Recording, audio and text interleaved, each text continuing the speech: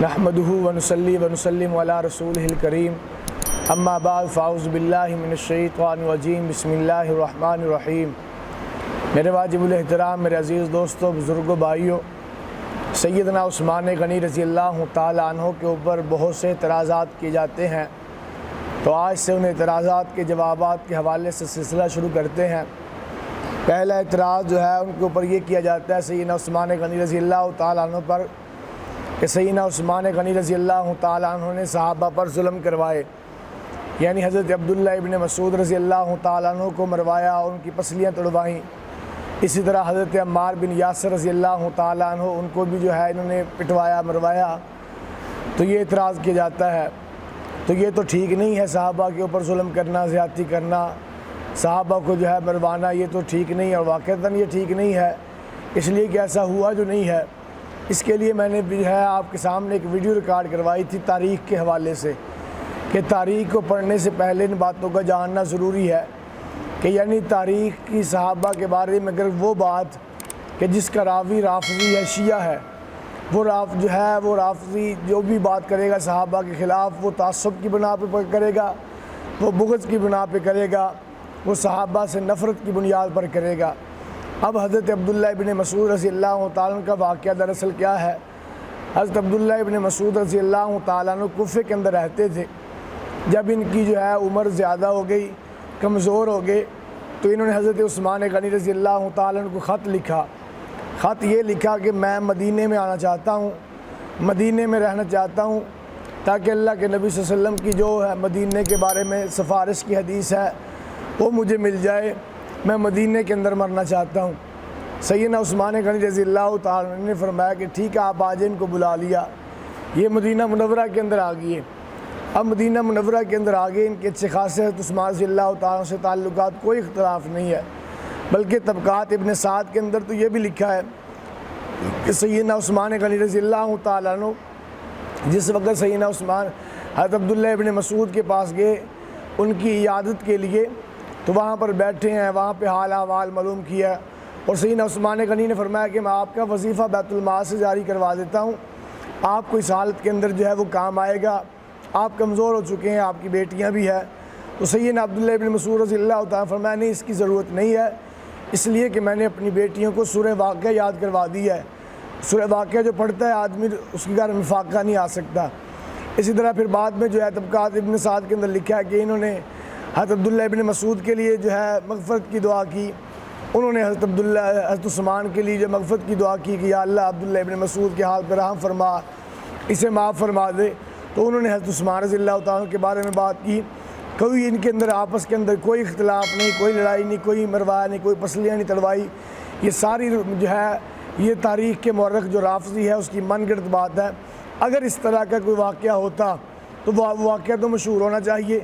وہ تو جو ہے ان کے صحابہ کو پتہ ہونا چاہیے، دوسری تاریخ کے اندر بھی لکھا ہونا چاہیے، کیونکہ اتنا بڑا واقعہ تھا، تو لہٰذا اس کو کسی رافضی مورخ نے لکھا ہے وہ صحابہ کے بغض کی بنیاد پر۔ دوسرا حضرت عمار بن یاسر رضی اللہ تعالیٰ عنہ کے بارے میں کہ جی حضرت عمار بن یاسر رضی اللہ تعالیٰ عنہ کو حضرت عثمان رضی اللہ تعالیٰ نے مروایا۔ ان کا واقعہ کیا ہے کہ جس وقت سیدنا عثمان غنی رضی اللہ تعالیٰ عنہ کے اوپر اعتراضات ہوئے تھے، تو اس وقت جو ہے حضرت عمار بن یاسر رضی اللہ تعالیٰ عنہ کو تحقیق کے لیے بھیجا تھا، تو یہ علاقوں کے اندر گئے، لوگوں سے حال احوال معلوم کیے، اور واپس آ کر ان کی سیدنا عثمان غنی رضی اللہ تعالیٰ عنہ سے باتیں ہوئی اور انہوں نے اعتراضات ان کے سامنے رکھے، تو آگے سے سیدنا عثمان غنی رضی اللہ تعالیٰ نے ان کو مطمئن بھی کیا۔ لیکن سیدنا عمار بن یاسر رضی اللہ تعالیٰ عنہ کی خواہش یہ تھی کہ میں اکیلا مل کے جو ہے عثمان رضی اللہ تعالیٰ عنہ سے بات چیت کر سکوں، اکیلا بیٹھ کے جو ہے اور جو اعتراضات ہیں وہ بھی حل کر سکوں۔ حضرت عثمان غنی رضی اللہ تعالیٰ عنہ اپنی کسی میٹنگ کے اندر بیٹھے ہوئے تھے، باہر دربان سے انہوں نے کہہ رکھا تھا کہ جو بھی آئے اسے کہنا کہ ابھی اندر بیزی ہیں، بعد میں ملاقات ہوگی، کسی کو اندر نہ بھیجنا۔ تو اس حالت کے اندر حضرت عمار بن یاسر بھی آگے دربان سے کہا کہ مجھے ملنا ہے، ملاقات کرنی ہے۔ سعد بن ابی وقاص رضی اللہ تعالیٰ عنہ بھی تھے، پھر میرے اندر ملاقات کرنی ہے۔ تو دربان نے کہا آپ اندر نہیں جا سکتے، انہوں نے منع کیا ہے، اس وقت کوئی ان سے نہیں مل سکتا۔ تو اس نے کہا نہیں، انہوں نے کہا نہیں میں نے ابھی ملنا ہے۔ تو اس نے کہا کہ نہیں ابھی مل سکتے۔ یہاں پہ ان کی آپس کے اندر تلخ کلامی ہوگی حضرت عمار بن یاسر کی اور حضرت عثمان رضی اللہ تعالیٰ نے جو باہر دربان کھڑا کیا تھا اس دربان کی آپس کے اندر جو ہے تلق کلامی ہوگی. یہاں پر اس نے ظلم یہ کیا, اس نے غلطی یہ کی, اس نے ہاتھ اٹھا دیا عمار بن یاسر پہ, یہ اس نے غلط کیا ہے. تو یہ لہٰذا اس کے اندر سیدنا عثمان غنی رضی اللہ تعالیٰ کا کیا قصور ہے؟ اس نے ہاتھ اٹھایا. جس وقت سیدنا عثمان غنی رضی اللہ تعالیٰ کو پتہ چلا, انہوں نے آگے سے کہا, انہوں نے صفائی دی کہ واللہ ما امرتو, میں نے تو ایسی بات کا کوئی حکم نہیں کیا, اور اس کو ڈانٹا کہ اس نے غلط کیا ہے. اور پھر بعد میں یہیں پہ بس نہیں,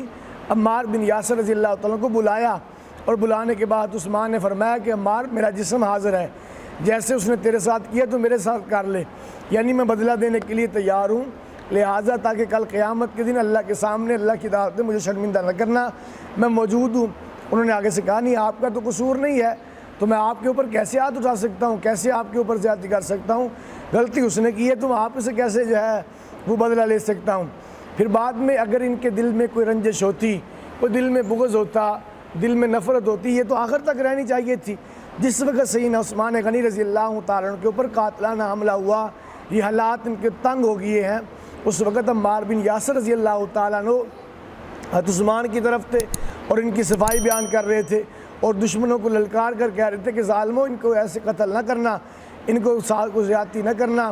آپ کو پتہ نہیں عثمان نبی کا دوہرا داماد ہے, عثمان رضی اللہ تعالیٰ کی یہ فضیلت ہے, یہ فضیلت ہے, وہ ان کی فضیلت بیان کر رہے تھے. تو لہٰذا کوئی بھی ایسی تاریخ کی بات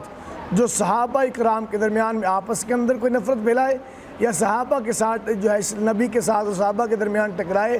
اس کا راوی کو دیکھا جائے کہ وہ راوی رافضی تو نہیں ہے. اگر وہ راوی رافضی ہے تو پھر سمجھ جائیے کہ یہ رافضی کی اپنی من گڑت اور صحابہ سے نفرت ہے, ورنہ ایسی کوئی بات نہیں. صحابہ تو آپس کے اندر شیر و شگر تھے, رحماء بینہم کی اصلی تفسیر تھے, عملی تفسیر تھے. تو لہٰذا ایسی بات کوئی بھی ہو, یہ سیدنا عثمان غنی رضی اللہ تعالیٰ پہ یہ اعتراض جو کیا جاتا ہے, یہ من گڑت اعتراض ہے, اس کی کوئی حقیقت نہیں ہے. اللہ مجھے آپ کو سمجھ نصیب فرمائے. وما علینا الا البلاغ المبین.